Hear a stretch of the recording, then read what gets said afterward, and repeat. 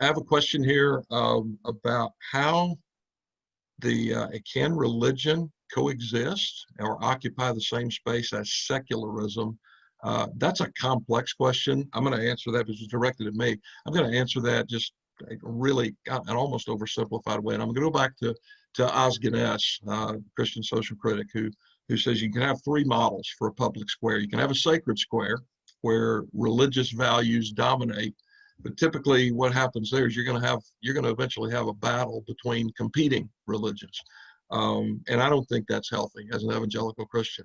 When we argue about 10 Commandments, when we talk about the Bible being, put the Bible back in schools, I think it's a great sentiment. I love the Bible, but I believe it's the Word of God. I think putting a teacher of any religious background in a classroom teaching a mixed group of students of various religions the Bible's probably not the best idea.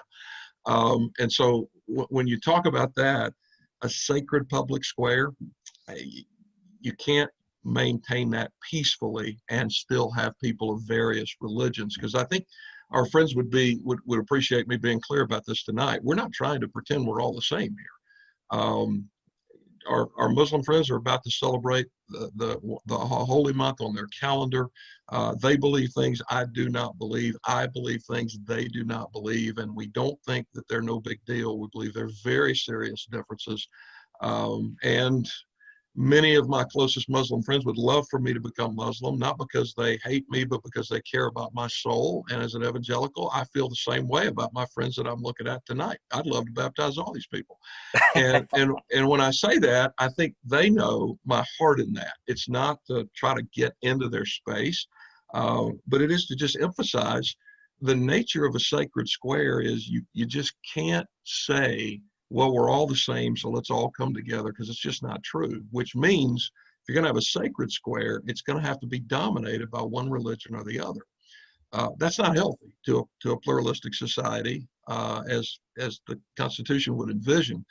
But the other extreme is a naked square, and that's what sometimes gets called secular. Secular just means it's the opposite of sacred. That's the word just means there's nothing sacred. And I think any person of faith, I would think Muslims included, would say, well, there's nothing created by God that's not sacred in some way. And so the naked square means we're just going to strip religion from the public square at all. You can't talk about it anymore. Well, that's not going to work for me, because as a follower of Jesus Christ, as an evangelical, he's my life. I have to talk about it. He's central. And I'm sure many of my Muslim friends would say, Islam is central to my core identity. I can't not talk about it. We can't just strip it from the public square. So Ganesh says what we really need is a civil public square, a place where you have the freedom of exchange, you have the freedom and the adult maturity to understand that you're not always going to agree, that at times, even for the perceived good of the other person, you want to challenge their belief and call them into your own, but you want to have that respect while recognizing those differences and allowing for the freedom. So I don't think that the short answer to the question is no, I don't think secularism and religion can exist in the same space, but I don't think that's what the founders envisioned. As an evangelical, I don't believe that. I think what they envisioned was a plurality of worldviews existing in the same space. That's pretty advanced citizenship, but I think that's what they envisioned, and I think to a large extent for the last nearly 240 years we've managed to pull it off.